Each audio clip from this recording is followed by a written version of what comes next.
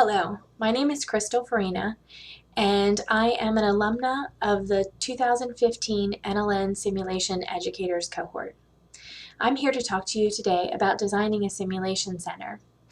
By the time you're done watching this video, you will be able to discuss space and the purpose of that space for a simulation center, what you're going to need in the space, such as equipment, and then how you will make your simulation center grow. So let's go ahead and get started and talk about the purpose and your space. Before you ever begin, you need to think about how your simulation center is going to be used. Is the space something that is allocated from or repurposed from space that's already there? For example, if you're in a hospital setting or practice setting or even a college setting, that the space is kind of an old classroom, maybe it's a closet. It's something with four walls that they're going to repurpose for simulation use. Sometimes that can be frustrating because you didn't get any voice in the design. However, it does give you the basics to start with. It gives you the four walls to begin. And that actually can be very uplifting because you can be creative and kind of think outside the box. The other thing that you need to think about when it's space is if you are designing something from the ground up, that takes time, usually 2 to 3 years, with lots of discussion, and all of this simulation needs to be a collaborative effort for all of the people that are going to be involved to use the space. You also need to think about the location, where it's going to be in regards to equipment, the design of how you're going to design that space, and you need to make sure you plan an area for storage. One of the biggest problems that we have in simulation is that usually there is not enough storage. So every piece of equipment has to have its place to be put away. Okay, so that's your space. Make sure you think outside the box. Think about who's going to be using it and what you're going to be doing. Next, it's what do you need? What kind of equipment do you actually need for your simulation space? Do you need oxygen to be piped in through the walls?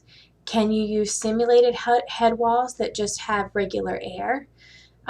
If it's an old hospital room that you've been allocated, that's fantastic because usually the head walls work and you have oxygen and suction. But if it's not, if it's just a classroom or a repurposed space, do you need a head wall that has the ability to have air so that students or employees can hook to suction and oxygen? So just think about those things when it comes to equipment. Also think about IVs. Do you need IV poles in there? You're definitely going to need some kind of hospital bed, or maybe an emergency room stretcher would work. Something that's versatile that can be used for multiple things. Think about some alternatives to the space. So if you have an area, if you have a big room, and one area is set up with a hospital bed, is it a possibility that another area can be set up to look similar to an apartment so that you could do simulated home health visits? When you're thinking about the different uses of the space and what equipment you need to think about what programs are going to use the space. One of the things I found is as you design something really great and you initially designed it just for one program, other groups come in and they see it and they say, oh, that's fantastic. Can I use it? And then you have to think about scheduling if you're going to let other people use it. So think about all the different flexible ways that the space can be used. Does it need to have a classroom component to it? Meaning, is there going to be a place for tables and chairs where there's some lecture or group work, and then you go to the simulation area and practice on the patient? You need to think about different simulators. Do you need expensive high fidelity simulators, or could you use moderate fidelity simulators and some task trainers? So really think about all the different uses that you have planned for that space, who's going to use it, and what you actually need. So sit down and give that a lot of thought. If you're going to be using medications or administering medications, do you need a Pyxis or some kind of medication dispensing system? You also need to think about whether or not, or not whether or not, but how you're going to manage things like linens and doing laundry, and getting rid of medical waste such as sharps or any of your simulated IV fluids, body fluids. So you have to think about all of that take all of that into consideration when you are thinking about designing your space. And lastly, think about how you can grow this space for the future. So in the beginning, you may have been given just a room by your administration that says, here, you can make this into a simulation space. Think outside the box and think toward the future of how you can make this grow. One of the great opportunities that you have is once you develop a simulation center or a simulation space, you can actually use it as a source of revenue for your facility. So there's a couple things you can do. You can register with your local film office so that people that are filming commercials or television shows, doesn't have to be any high budget Hollywood movie. It can be just a commercial. Can come and rent your space when the students aren't there. They usually pay pretty good money to come and do commercials or episodes in a room that looks like a patient room, but then they don't have to be in a place where there are real patients. So think about that as a source of revenue. Also, think about renting your simulation space out to other community health professions so that they could use the space to provide refresher courses, courses on new equipment and new, maybe new procedures, and also just as their yearly competencies. So there is a way that your local health professions groups will come in and rent your space so that they don't have to purchase all that equipment. Really develop a strategic plan for how you want the space to grow and how you want to use it. If you're going to be renting it out for any groups, you also want to think about a business plan. What are your fees going to be?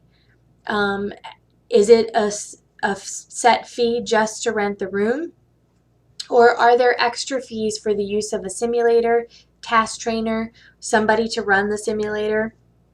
So really think about those options when you're developing that business plan. You also want to think about the extra requirements that are going to be needed to take care of laundry, supplies that other group might use, or any other equipment that the group may use. Okay, so really think about that when you are developing that business plan part. Think about funding. So once your simulation center is developed, or your simulation space, how is it going to be funded? Are there going to be ways to support, if you have high fidelity simulators, is there going to be funding to support the maintenance agreements? What kind of personnel are you going to need? If you have a high fidelity simulator, you're going to need somebody to actually run the simulation scenarios, some sort of sim tech. That may be you. You may be running the simulation center and be the sim tech. But think about the personnel that you're going to need, because that also contributes an expense to the center. You also want to think about who's going to own the center.